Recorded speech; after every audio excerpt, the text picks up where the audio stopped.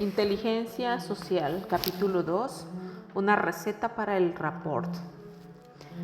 La sesión de psicoterapia está en marcha. El psiquiatra está tenso y permanece formalmente sentado en su butaca mientras su paciente yace tumbada y abatida sobre un sofá de cuero.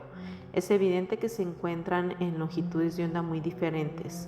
El psiquiatra acaba de cometer un grave error terapéutico interpretando desafortunadamente un comentario de su paciente. Entonces se disculpa diciendo: solo quería subrayar algo que creo que obstaculiza el tratamiento. No, comienza la paciente, pero el terapeuta le interrumpe de nuevo con otra interpretación y en el momento en que está a punto de responder vuelve a cortarla. Cuando finalmente logra hilvanar una frase entera, la paciente se queja de lo que se vio obligada a soportar mientras vivía con su madre, un comentario que también encierra una queja implícita hacia la actitud del terapeuta. Así va discurriendo la sesión como un concierto discordante de instrumentos desafinados. Veamos ahora lo que sucede en otro entorno psicoterapéutico en un momento de rapport especialmente intenso. El paciente acaba de comentarle a su terapeuta que ayer mismo concertó con su novia la fecha de su boda. Llevaban varios meses explorando el miedo al compromiso de su paciente, que finalmente parecía haber acopiado el coraje necesario para enfrentarse al matrimonio. Por ello celebraron contentos y en silencio ese momento. El rapport es tan completo que sus posturas y movimientos se encajan como si estuvieran ejecutando deliberadamente una danza en la que cuando uno avanza el otro retrocede. Las grabaciones en video de estas sesiones de terapia muestran un par de cajas metálicas rectangulares apiladas a modo de los componentes de un equipo estéreo, de los que salen cables que se hallan conectados a uno de los dedos del terapeuta y de la paciente y que se encargan de registrar los cambios sutiles de sus respuestas, de su duración durante la sesión. Estas sesiones se grabaron durante una investigación destinada a poner de manifiesto la danza biológica que subyace a nuestras interacciones cotidianas. En los videos de estas sesiones psicoterapéuticas, la respuesta fisiológica aparece bajo cada uno de los implicados como una línea ondulada, azul para el paciente y verde para el terapeuta, que oscila al ritmo de la emergencia y desaparición de las emociones. El video correspondiente a la primera sesión constituye la imagen misma de la desconexión y se parece al vuelo nervioso de dos pájaros que van cada uno por su cuenta.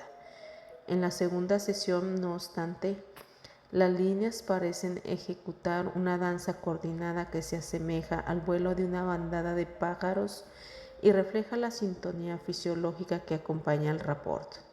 Este ejemplo ilustra los sofisticados métodos utilizados hoy en día para estudiar la actividad cerebral, de otro modo invisible que subyace a nuestras relaciones interpersonales. Aunque la respuesta de su duración pueda parecer ajena al funcionamiento cerebral, la comprensión de lo que sucede en el sistema nervioso central nos permite aventurar los correlatos neuronales que subyacen a esa especie de tango interpersonal. Este estudio fue llevado a cabo por Carl Marcy, psiquiatra de la Facultad de Medicina de Harvard, que llevó consigo el equipo de monitorización a la consulta de varios terapeutas voluntarios del área de Boston. Marcy ha reunido a un grupo selecto de investigadores pioneros que han descubierto métodos muy ingeniosos para ir más allá del cráneo, que hasta entonces sustituía una frontera infranqueable de la ciencia del cerebro. Tiempo atrás, la neurociencia solo podía concentrarse en el estudio del funcionamiento de un solo cerebro, pero en la actualidad está en condiciones de analizar simultáneamente el funcionamiento de dos cerebros, poniendo de relieve la danza neuronal en la que están implicados.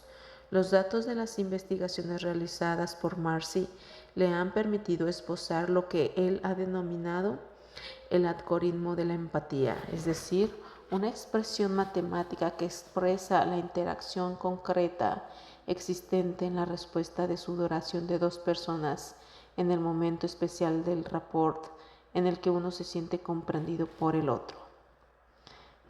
El resplandor de la simpatía, el castellano en el original.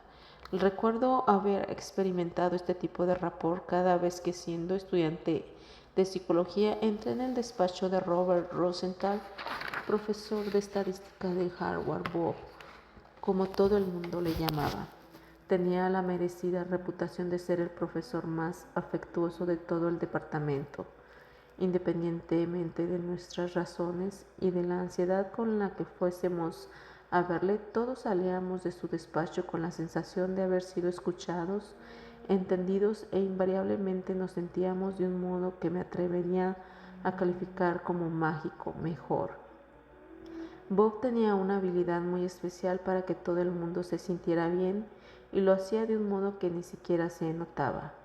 Bien podríamos decir que su verdadera especialidad científica giraba en torno a los vínculos no verbales que establecen el rapport. Años más tarde, Bob y una colega publicaron un importante artículo subrayando los ingredientes fundamentales que convierten a una relación en algo mágico, es decir, la receta del rapport.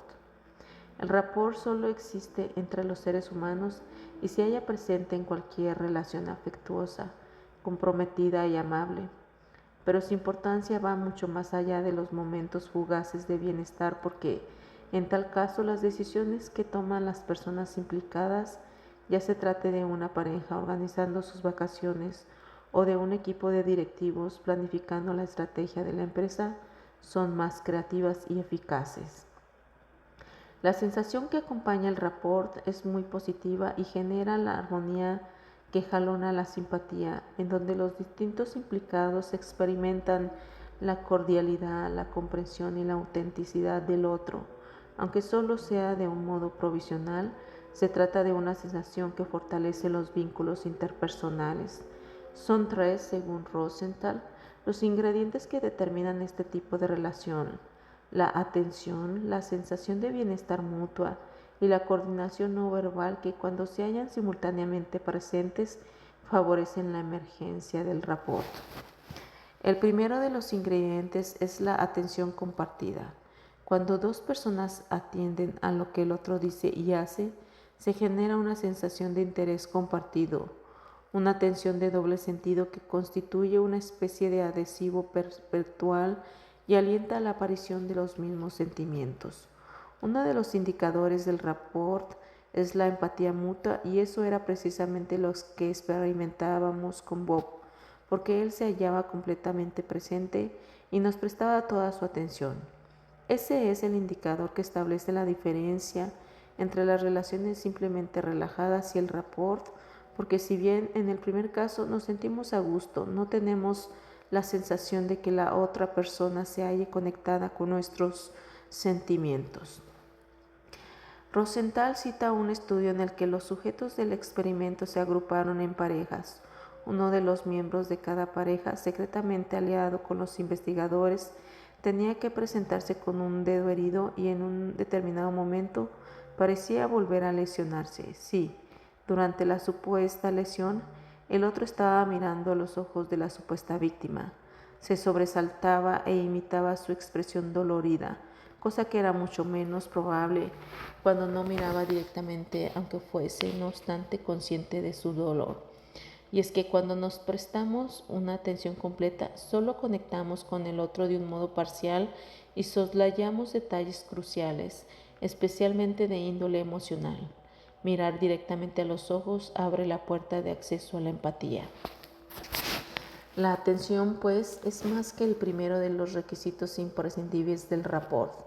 El siguiente ingrediente es la sensación positiva, que se pone básicamente de manifiesto a través del tono de voz y de la expresión facial. Debemos señalar que para el establecimiento de una sensación positiva, los mensajes no verbales son mucho más importantes que lo que podamos decir verbalmente. Resulta sorprendente en este sentido cierto experimento en el que, cuando los directivos proporcionaban a sus subordinados un feedback poco halagador con un tono de voz y una expresión cordial y amable, quienes recibían las críticas no dejaban por ello de sentirse a gusto en la relación. La coordinación o sincronía constituye el tercer ingrediente fundamental de la fórmula del rapport de Rosenthal, que habitualmente discurre a través de canales no verbales tan sutiles como los movimientos corporales, el ritmo y la sincronía de la conversación. Las personas que han establecido un buen rapport se sienten bien y expresan libremente sus emociones. Sus respuestas espontáneas e inmediatas se hallan tan bien coordinadas como si estuvieran ejecutando una danza planificada de antemano. Sus ojos se cruzan con frecuencia, sus cuerpos permanecen próximos, se sientan cerca, sus narices permanecen más próximas que durante una conversación habitual y no se incomodan por la presencia de silencios. A falta de tal coordinación, la conversación resulta incómoda, con respuestas inoportunas y pausas embarazosas, en cuyo caso los implicados se mueven nerviosamente o se quedan paralizados, desajustes que acaban socavando el rapport. La sincronía. En un determinado restaurante local trabaja una camarera a la que todo el mundo adora, porque muestra un curioso talento natural para sintonizar con el ritmo y el estado de ánimo de sus clientes y entrar en sincronía con ellos. Es silenciosa y discreta con el hombre taciturno que consume lentamente su refresco en la mesa de la esquina, pero se muestra extravertida y sociable con los ruidosos trabajadores de una empresa vecina que han venido de comer y se vuelca por completo al atender la mesa de la joven mamá, fascinando con una cara divertida y un par de chistes a sus dos hijos hiperactivos. No es de extrañar que todo el mundo se lo agradezca con una generosa propina. Esa camarera tan diestra en captar la longitud de onda de sus clientes ilustra perfectamente los beneficios interpersonales de la sincronía. Y cuando mayor es el grado de sincronía inconsciente existente entre los movimientos y gestos que tienen lugar durante una determinada interacción, más positivamente se siente y recuerda el reencuentro. El poder sutil de esta danza se puso claramente de manifiesto en un ingenioso experimento con estudiantes de la New York University que se ofrecieron como voluntarios para lo que suponían que se trataba de un nuevo test psicológico. Los sujetos debían evaluar una serie de fotografías ante otro estudiante que, confabulado con los investigadores, sonreía, se mantenía serio, se movía nerviosamente al pie o se frotaba el rostro. Hiciera lo que se hiciese el sujeto aliado con los investigadores, el voluntario tendía a imitarle. Así, por ejemplo, cuando aquel se frotaba el rostro o bostezaba una sonrisa, provocaba en el sujeto el mismo tipo de respuesta. La minuciosa entrevista que siguió al experimento dejó muy claro que los voluntarios no tenían la menor idea de haber estado sonriendo, sacudiendo miméticamente su pie, ni tampoco habían sido conscientes de la danza gestual en la que acababan de participar. Cuando en otra parte de las facetas del mismo experimento el entrevistador imitaba intencionalmente los movimientos y gestos de la persona con la que hablaba, no les resultaba especialmente grato, pero la cosa era completamente distinta cuando los imitaba de manera espontánea. A diferencia, pues, de lo que alguien imitando los movimientos de sus brazos y asumiendo su postura, por ejemplo, no favorece el rapport. En este sentido, la imitación mecánica y fingida parece hallarse completamente fuera de lugar. Los psicólogos sociales han descubierto una y otra vez que, cuanto más naturalmente coordinados, es decir, el mejor modo de percatarnos de ese flujo no verbal consiste en observar una conversación entre dos amigos desde una distancia que no nos permite escuchar lo que están diciendo, en cuyo caso asistimos a una elegante danza de la que también participa el contacto ocular. Es interesante señalar en este último sentido que cierto coach de teatro familiariza a sus discípulos con esta danza silenciosa, visionando películas en las que el sonido, sin embargo, permanece desconectado.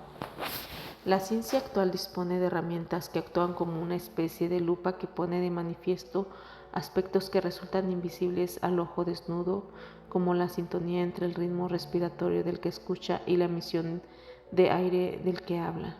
Los experimentos realizados en este sentido han puesto de relieve que cuando dos amigos están hablando, su ritmo respiratorio se acopla de modo que ambos respiran al mismo tiempo, o que cuando uno exhala, el otro inhala. La intensidad de esta sincronía respiratoria es mayor cuando mayor es la proximidad entre los participantes y aumenta todavía más en los momentos en que ríen, ya que en tal caso comienzan casi en el mismo instante y mientras lo hacen se sincroniza también su ritmo respiratorio. La coordinación constituye una especie de amortiguador social de los encuentros interpersonales y cumple con la función de lubricar los momentos más embarazosos, como las largas pausas, las interrupciones y las ocasiones en que ambos hablan simultáneamente. Es por ello que, aun cuando una conversación se desilvane o caiga en el silencio, la sincronía mantiene la sensación de relación, transmitiendo un mensaje tácito de acuerdo y comprensión entre emisor y receptor. A falta de esta sincronía física, la conversación requiere, para que los participantes se sientan cómodos, de una mayor coordinación verbal. Esto es algo que queda muy claro cuando, por ejemplo, las personas no pueden verse, como sucede en una conversación telefónica o a través de un interfono, en cuyo caso las pautas verbales y la alternancia deben coordinarse más que en el caso de que los interlocutores se hallan físicamente presentes. La simple coincidencia de posturas constituye un elemento extraordinariamente importante del rapport. Cierto estudio que investigó los cambios de postura de los alumnos de un aula descubrió, por ejemplo, que cuando más semejantes son sus posturas a las de sus profesores, más intenso es el rapport y mayor también su nivel general de implicación mutua. De hecho, la coincidencia postural constituye un indicador muy claro del clima emocional del aula.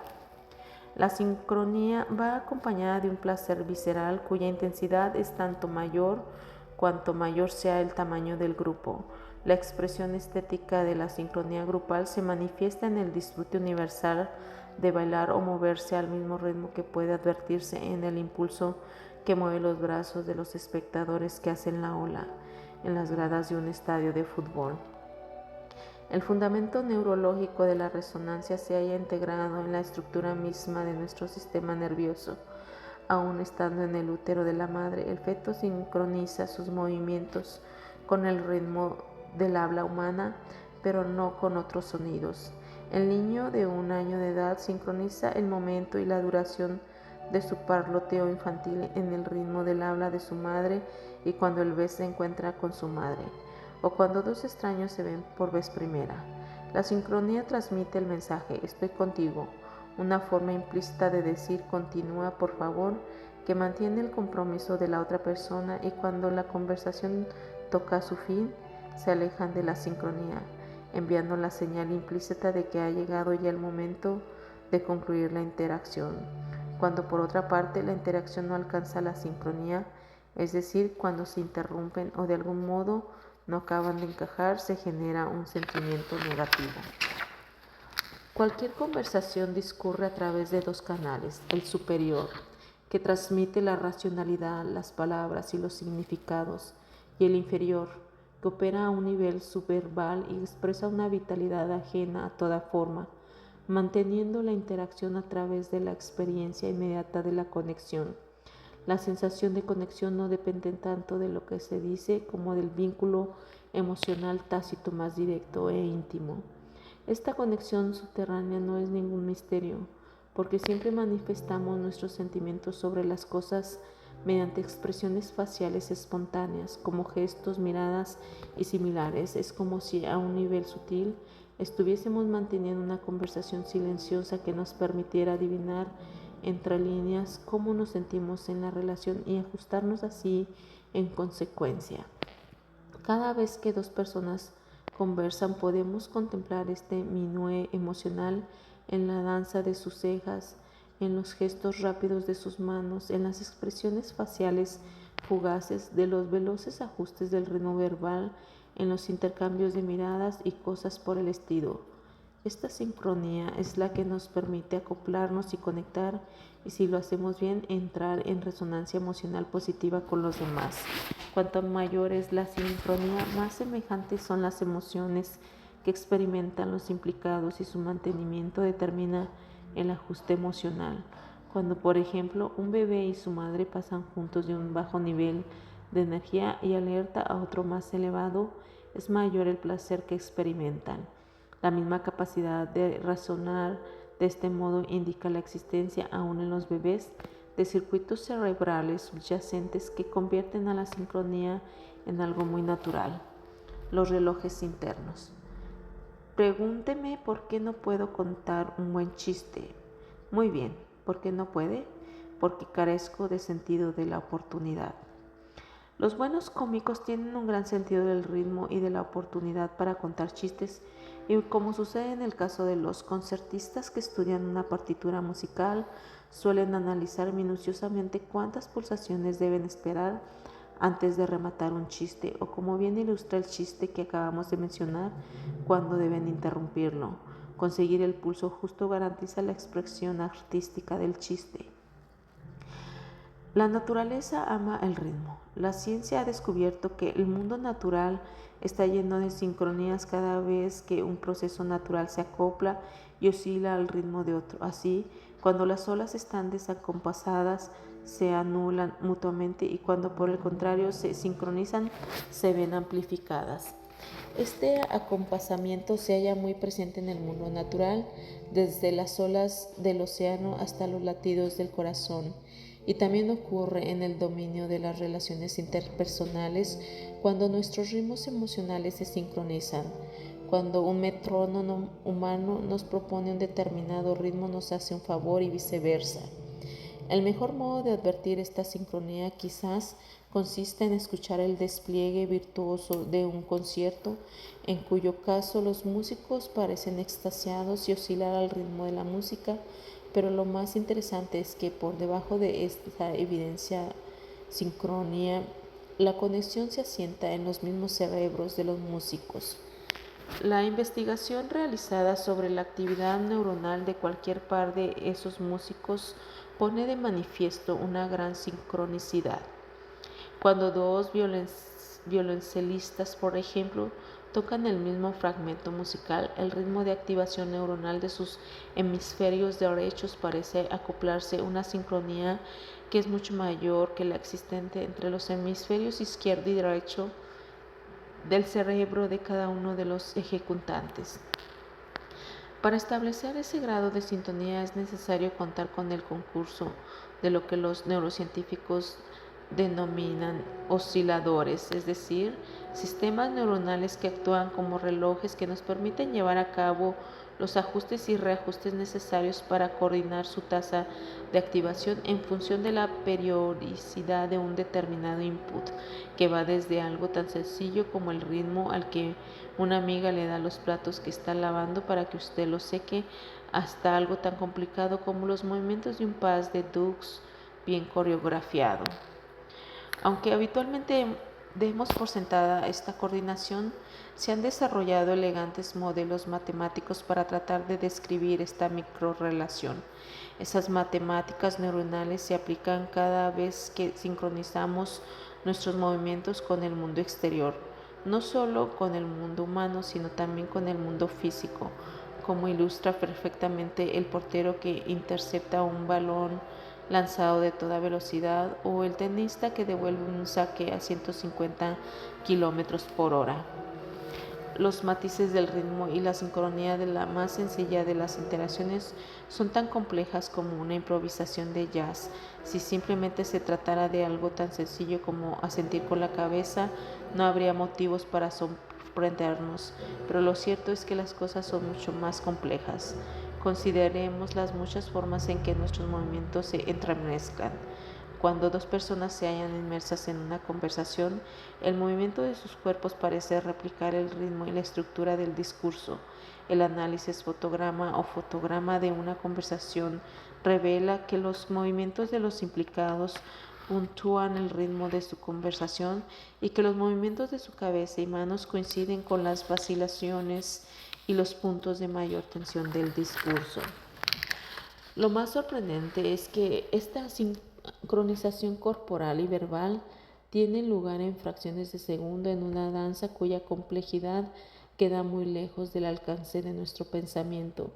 En este sentido, el cuerpo es una especie de marioneta del cerebro y el reloj cerebral funciona en el orden de los o hasta microsegundos, mientras que nuestro procesamiento de información consiste y en consecuencia nuestros pensamientos al respecto lo hace en el orden de segundos. Pero aunque se halle fuera del alcance de la conciencia y baste para ello con la información proporcionada por la simple visión periférica, nuestro cuerpo se sincroniza con las pautas sutiles de la persona con la que estamos relacionándonos. Esto resulta fácil de advertir cuando caminamos con alguien porque al cabo de pocos minutos nuestros brazos y piernas se mueven en perfecta armonía, como sucede también cuando entran en sincronía dos péndulos que oscilan libremente. Los osciladores son el equivalente neuronal de la cancioncilla de Alicia en el País de las Maravillas que dice: venga, baila, venga, baila, venga, baila y déjate llevar. Cuando estamos en otra persona, esos marcapasos nos sincronizan inconscientemente, como sucede con los amantes que se acercan para darse un abrazo o se toman las manos en el mismo instante mientras caminan por la calle. En cierta ocasión una amiga me contó que el hecho de que el chico con el que estaba paseando mostrase dificultades en seguir el mismo ritmo era para ella un indicador de que más adelante podía tener problemas. Cualquier conversación exige cálculos cerebrales muy complejos en los que los osciladores neuronales se ven obligados a realizar continuos ajustes para mantener la sincronía. En esa microsincronía precisamente se basa la afinidad que nos permite experimentar lo mismo que la persona con quien estemos hablando. Y esa rumba intercerebral silenciosa nos resulta tan sencilla porque aprendimos sus movimientos básicos durante nuestra más temprana infancia y desde entonces la hemos estado ejercitando durante toda nuestra vida. La protoconversación. Imagine a una madre sosteniendo a su bebé en brazos.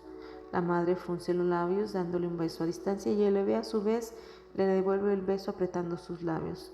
Cuando la madre sonríe, su hijo relaja los labios y esboza una sonrisa para acabar estallando en risas al tiempo que mueve insinuosamente la cabeza hacia un lado y hacia arriba. Esta interacción, a la que conocemos como protoconversación, duró menos de 3 segundos y aunque no ocurrieron grandes cosas, hubo entre ellos una clara comunicación. Este es el prototipo básico de toda interacción humana, el rudimento básico de la comunicación. Los osciladores también operan en la protoconversación. El microanálisis revela que los bebés y las madres establecen muy precisamente el comienzo, las pausas y el final de esta comunicación infantil, estableciendo un acoplamiento en el que cada uno de ellos registra la respuesta del otro y ajusta la suya en consecuencia. Estas conversaciones no son verbales y la presencia de las palabras cumple en ellas con la función de un mero efecto de sonido. La protoconversación con un bebé discurre a través de la mirada, el tacto y el tono de voz y los mensajes que transmiten a través de las sonrisas y los arrullos y más especialmente el maternés, el correlato adulto del habla infantil. Más semejante a una canción que a una frase, el maternés subraya la prosodía y los matices melódicos trascienden toda cultura independientemente de que la madre hable chino, mandarín, urdú o inglés. El maternés siempre suena amable y juguetón con un tono muy elevado en torno a 300 hercios, declamaciones cortas y un ritmo regular. Es frecuente que la madre sincronice su maternés palmeando o acariciando a su bebé a un ritmo repetido y periódico. Su cara y los movimientos de su cabeza se hallan en sincronía con sus manos y su voz, y el bebé a su vez suele responder al movimiento de las manos de su madre, sincronizando sus sonrisas, arrullos y movimientos de mandíbula, labios y lengua. Esas piruetas son cortas, cuestión de segundos o milisegundos, y finalizan cuando los dos se acompasan de un modo habitualmente feliz. Madre e hijo entran con frecuencia en lo que se asemeja a un dueto sincronizado o alternadamente, marcando por un ritmo lento que oscila de manera estable en torno a los 90 pulsaciones por minuto. Estas observaciones son el fruto de un minucioso e interminable análisis de interacciones entre madre y bebé, grabadas en video por un equipo de psicólogos evolutivos dirigidos por Colin de la Universidad de Edimburgo. Las investigaciones realizadas al respecto por Trenthaven le han convertido en un experto mundial de la protoconversación, un dueto en el que los actores buscan, según dice, la armonía y el contrapunto para crear una melodía. Pero más que establecer una especie de melodía, su interacción gira en torno a un tema central, las emociones. La frecuencia del contacto y del sonido de la voz de la madre transmite al bebé el reconfortante mensaje de su amor que, como dice Treverton, establece un rapport no verbal y no conceptual inmediato. Este intercambio de señales establece un vínculo que permite a la madre alegrar, excitar, tranquilizar o sosegar a su bebé, o por el contrario, alterarle y provocar su llanto. Durante una protoconversación feliz, la madre y el bebé se sienten contentos y sintonizados, pero cuando la madre o el niño no cumplen con su parte de la conversación, los resultados son muy diferentes. Si la madre, por ejemplo, presta poca atención a su hijo o responde sin ganas, el bebé reacciona replegándose, y si la respuesta de la madre es inoportuna, se queda perplejo y angustiado. Si, por el contrario, es el bebé el que deja de participar en el juego, será la madre la que a su vez se sienta mal. Estas sesiones de protoconversación son para el niño seminarios intensivos de los que aprende a relacionarse. Aprendemos a sintonizar emotivamente con los demás mucho antes de disponer de palabras para referirnos a esos sentimientos. La protoconversación es la plantilla básica de toda relación humana, una conciencia tácita que nos sintoniza quedamente con los demás. Es por ello que la capacidad de entrar en sincronía, como hicimos cuando éramos bebés, guía todas las interacciones sociales que mantenemos a lo largo de nuestra vida. Y del mismo modo que, siendo niños, los sentimientos fueron el tema fundamental de la protoconversación, siguen siendo el vehículo a través del cual discurre la comunicación adulta. Este diálogo silencioso de sentimientos constituye el sustrato sobre el que se asientan los demás encuentros, la agenda culta en suma de toda interacción.